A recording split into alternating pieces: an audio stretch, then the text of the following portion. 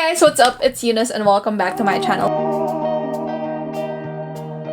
So I've been meaning to try these products as soon as they launched pero na-realize ko ang dami ko pang makeup brushes. But luckily, LO Beauty Cali on Instagram actually gifted these to me for free. So I thought, why not try it for you guys para ma-review na din natin. Anyway, I just wanted to put a disclaimer out there that I am reviewing the makeup brushes. Nahulog. I am reviewing the makeup brushes and the Duo makeup blender and not Michelle D as a person. Kasi na-realize ko when I was watching her video on the release, sobrang passionate ng supporters niya as well as her haters. As in, na-realize ko while watching that video and reading the comments, ang daming time ng mga tao na magtula sa kanyang comment section. If you guys have the time to write on her comment section, I would highly suggest na mag-register to vote na lang tayo sa 2022 Philippine National Elections. If you haven't already, I'll put a link in the description box as well as in the comment section down below. Kasi sayang naman yung oras natin. Kesa makipag-away tayo sa mga supporters and haters ni Michelle D, mag-register to vote na lang tayo for 2022. So, ang daming pwede nating paglaanan ng time. Na-realize ko lang kasi talaga nung binabasa ko yung mga comment section niya, parang ang daming time ng mga taong to. So, if may time kayo mag-comment sa comment section ng influencers at awayan sila, may time din kayo mag-register to vote.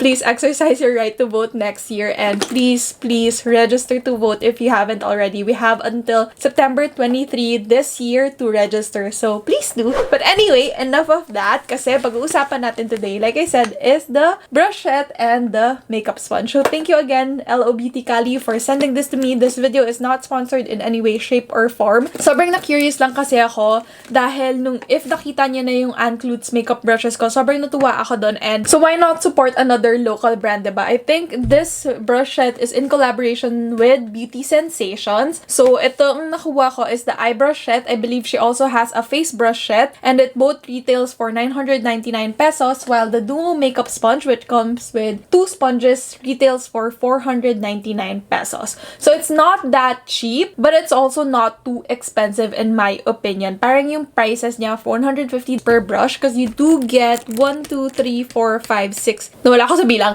6 makeup brushes plus this nice pouch with it for 999 pesos. I wouldn't say it's too bad. It's not the most affordable, pero hindi rin siya super expensive. Depende na lang siguro kung syempre ano yung budget nyo, diba? Okay, so you do get 6 brushes in her eye brushette and meron kayong fluffy blending brush, buff and blend brush, bullet brush, flat concealer brush, angle blending brush, and your eyebrow and spoolie brush. So 6 brushes and it's enough to complete your entire makeup look. So when I watched her video, sabi niya basics to and essentials and very perfect for beginners kasi nakalagay kung para saan yung brushes and what it's used for on the back of this little paper packaging right here. Pero on the brush itself, walang nakalagay na name nung brush. So medyo dun lang may struggle kasi syempre if hindi pa kayo familiar dun sa name ng brush, baka mahirapan kayo. So I would suggest sana na in the future, magawa nila ng paraan na within the amount that you pay for it, nakalagay na din yung name ng brushes. Kasi ako, mahilig ako. Mas gusto ko talaga na nandun yung name ng brush just because it's easier to use, lalo na pag nag-explain ako sa videos ko, I know what to tell you guys. This is the kind of brush that I'm using and whatnot. So yeah, overall, okay naman siya. It's very lightweight. The handle itself, walang weight to it, so it doesn't feel too luxe. Ako kasi, a lot of times when it comes to makeup brushes, feeling ko ang luxe ng ginagamit ko or high-end yung ginagamit ko kapag may weight siya, which isn't too bad din na magaan siya. At least hindi kayo mangangalay when you're using it.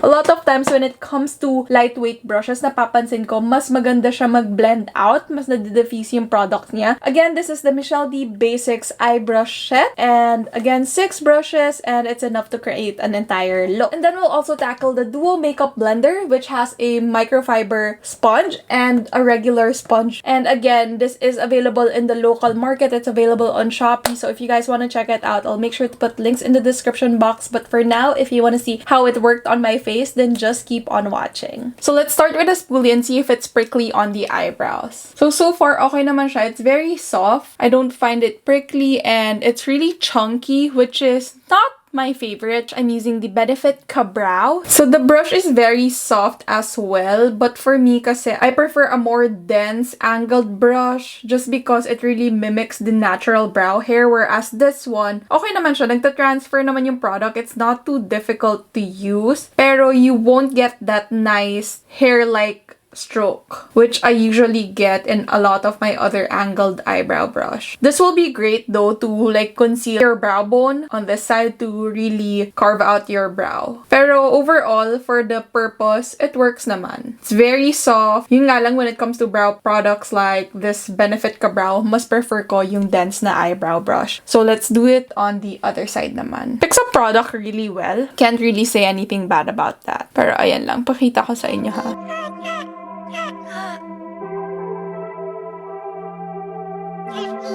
See? Mabilis siya makapag-fill in. For preference lang, mas gusto ko lang talaga yung sa Benefit na eyebrow tool, yung angled brush nila na mas dense. Ito kasi super soft niya. Mas maganda to for mga powder brow product. Although it works for what it is supposed to do. So we're done with the brow. So far, I like it. It's okay. It's not my favorite, pero it works. I'm using the Dominic Cosmetics Latte palette, and I'm taking the fluffy blending brush. I'm taking this caramel shade, which will be our transition shade for today. Ooh, okay. So it packs product on really nicely on my lids. It's very soft, as I said. Talagang walang prick na nararamdaman yung eyes ko. Yung size niya rin is saktong-sakto lang. So it really fits in the crease of my brow, but it really diffuses the product nicely, as you can see. Maganda yung pagkaka-blend niya, in fairness. I didn't expect this. It's very soft and wow, ang bilis niya mag-blend. I like it. Mabilis siya mag-blend and it's very soft. Yung size niya, it's just right. It's not too big, not too small. It's perfect for blending out your transition shade. Now I'm taking the more dense blending brush, which is the Buff and Blend brush. So I'm taking a darker shade, which is the shade Hazelnut, and we're going to use that on our crease. So I'm gonna pack this on the outer corner and bring it in my crease, just to define that crease and add some depth. Okay, this is really good for packing on product, pero in terms of blending it out,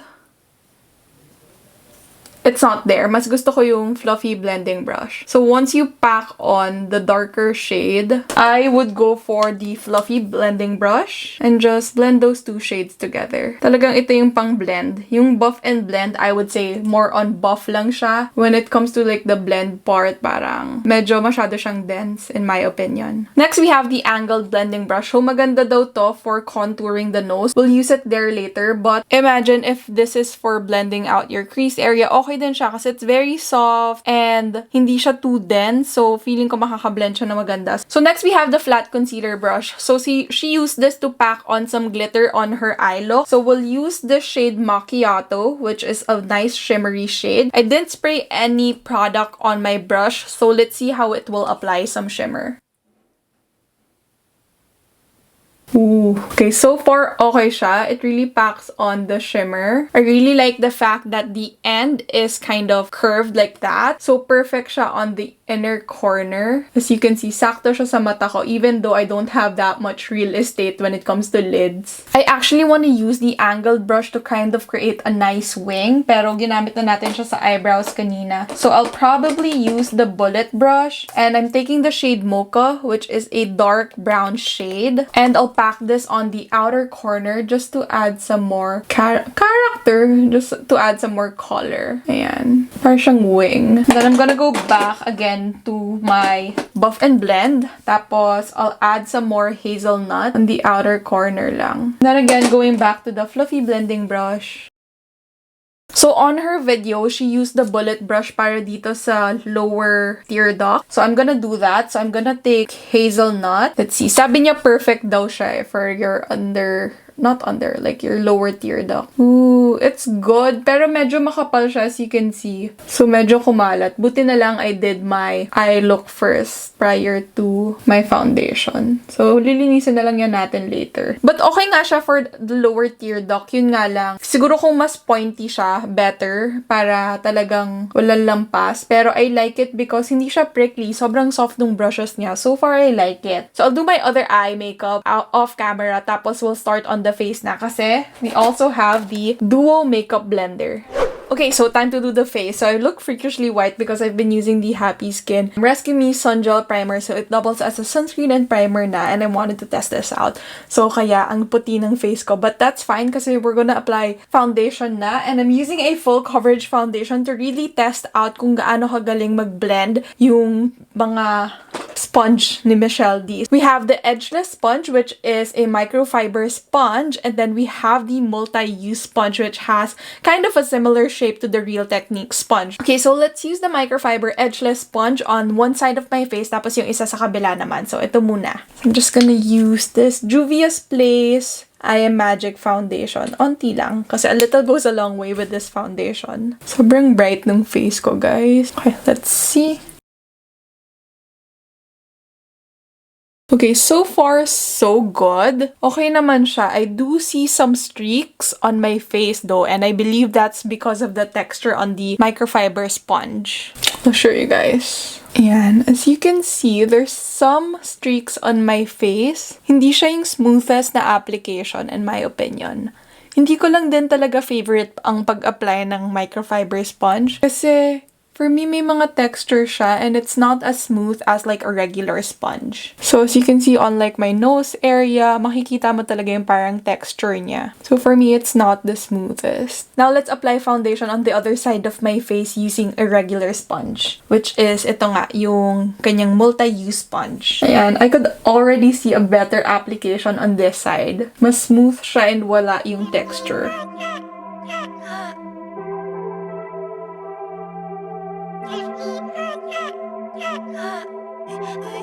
Mas natural yung pagkaka-apply ng foundation sa side na to using the regular multi-use sponge compared to the microfiber sponge. So what I'll do is I'll use this sponge na din para ma-blend yun dito and matanggal yung mga parang, whatchamacallit, texture na create nung microfiber sponge.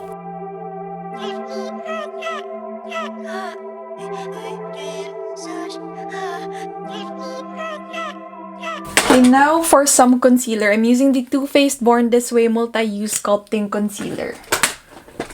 So we'll use the pointed edge. Actually, medyo mataba siya. So hopefully precise.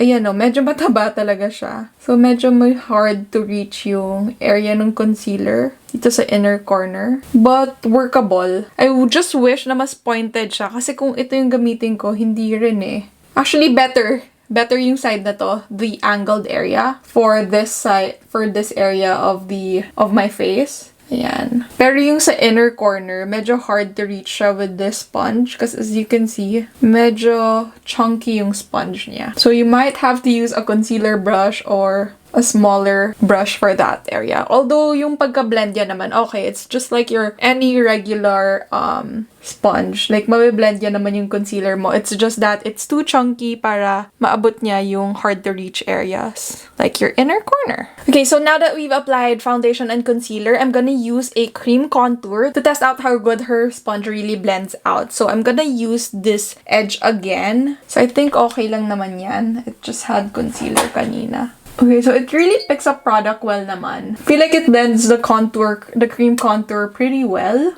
It doesn't move the foundation underneath it too. So that's good. It doesn't suck in too much product as well. Granted, I'm using full coverage products today ha. So I'd have to see kung gaano nito ganda i-blend yung mga products like a lightweight or a sheer coverage foundation. Then a little bit on the nose area. Okay, so I'm gonna be right back. I'll finish the rest of my face makeup. Tapos we'll apply bronzer using the angled brush after. And then I'm gonna give you guys my final thoughts on this set of eye brushes as well as the duo makeup sponges.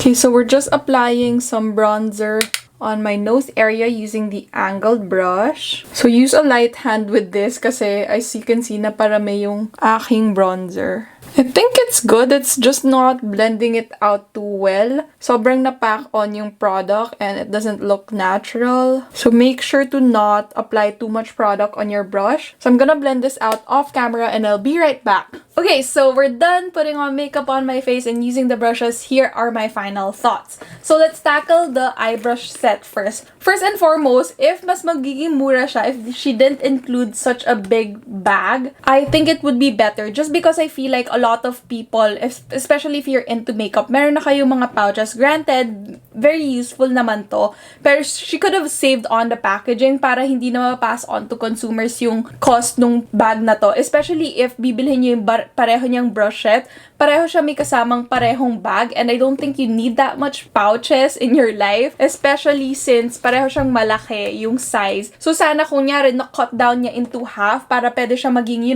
travel makeup bag for your brushes or travel brush bag whenever, you need to bring them on the go. Much better kasi medyo steep nga yung price point niya compared to other local brands who sell eye brushes in the market. I haven't tried yung Antluts Eye Essential brushes, but that's coming up kasi kaka-order ka lang din nun. Maganda yung performance niya. Nakita niyo naman how I like the fluffy blending brush. Talaga na-diffuse niya yung product and it's very lightweight so hindi ka mangangalay. I really love it. And then when it comes to the buff and blend brush, it's really good in packing on the pigment on your face or on your eyelids. So kung gumagawa kayo na mas smoky na eye look, maganda siya. And then the bullet brush, I like it but I just wish that it could be more pointy para mas manipis and mas makakapunta siya sa mga areas on your eyes na hard to reach. Tapos yung flat concealer brush, maganda siya pang pack on ng glitter. Nakuha niya naman yung product, na pick up niya and na blend niya on my lids really well. I didn't really need to go back and forth and pick up product from my eyeshadow palette, and hindi ko na kailangan mag-spray ng setting spray on my brush to pack on that shimmer. And then when it comes to the angle blending brush, I know she used this as something that you could use for your nose contour. Okay siya to put product there, but as a blender, hindi siya masyadong nagbe-blend. It's really good for packing product on or packing pigment on your lids. Pero when it comes to blending it, okay lang siya. I'd still go for the fluffy blending brush whenever you want to blend something out. And then last but not the least, the eyebrow and spoolie brush. Maganda yung spoolie niya. It's very soft. And yung angled brush niya naman, okay siya. It does what it's supposed to do. It's just not my preference kasi hindi siya as dense as I would like it.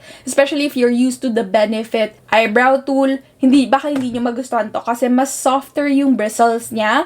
Therefore, mas better siya for mga powder eyebrow products. So, overall, I really love it. If there's one thing that siguro sana pwede niyang ibenta to as separate brushes kasi panalo yung blending brush niya. Perfect yung shape niya as in for Filipina especially since hindi naman malaki yung real estate natin when it comes to the eyelids. Perfect yung shape nito and nabiblend niya na maayos yung product. It's very soft at not prickly at all for something that's, synthetic and at the price of 999 pesos. Hindi siya masama. I really liked it. Yung bullet brush lang, if it was thinner, it could go for like the inner corner of your lids. Tapos mas perfect siya for here kasi nga, nakita niyo naman kanina, medyo makapal siya for my lower tear duct. I really liked it. 999 pesos. Not bad. And I also like the fact that the bristles are like half black, half white. Para makikita mo talaga kung madumi na yung brushes mo, diba? And mapapalinis ka. Ganon.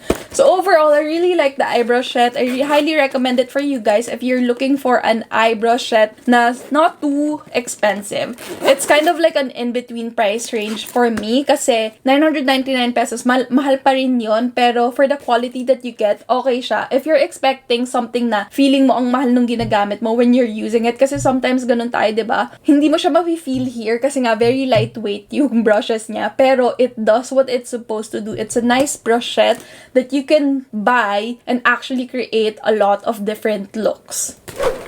Okay, next up is these sponges. So this one retails for 499 pesos. Again, hindi mura yung mga products niya. For this one, while I loved her eyebrow set, I would have to skip the duo makeup blender. I just don't think it's something revolutionary for the price point. I just don't think it's revolutionary for the price point. 499 pesos. Siguro kung yung isang actually, either or, hindi ko siya masyado nagustuhan. Number one, hindi ako mahilig sa microfiber sponge. So, bakit ako bibili ng duo makeup blender na may microfiber sponge, diba? Sana pinaghiwalay na lang nila tapos dinivide nila yung presyo. Mas magiging accessible siya sa mas madaming tao. And more than that, mas makaka-cater siya sa mas madaming tao dahil nga may sarili tayong preferences. Ako personally, like I said, ayoko ng microfiber. So, I wouldn't necessarily buy this duo kasi hindi ko magugustuhan yung microfiber. And as you saw earlier on this video, hindi ko nagustuhan yung pagka-blend niya ng foundation sa face ko kasi medyo may streaks siya and makikita mo yung texture ng microfiber. And then when it comes to the regular sponge, it's very close to the Real Technique sponge. Parang iba lang yung color niya. I like how it blended my foundation out, pero when it comes to concealer, masyadong chunky or masyadong mataba yung brush. Kulang siya sa pointed na end na nahihirapan ako i-blend yung concealer underneath my eyes. When it comes to sponges like this, I want it to be able to blend out my foundation and concealer. And sadly, dito, medyo nag-struggle ako dun sa concealer part kasi nga medyo mataba siya. So, it's a no for me sa Duo Makeup Blender. Pero kung di kayo nagko-concealer, okay siya. But there are other better sponges out there. Thank you so much for watching this video. Hope you found it very helpful. I hope to see you guys again next week for a vlog. So I'm trying to do a new schedule wherein I post more lifestyle and daily vlog content on Sundays, and then anything related to beauty I post every Wednesday, 5 p.m. Manila time. Thank you so much for watching this video. Once again, it's Eunice. I'll see you guys next time. Bye!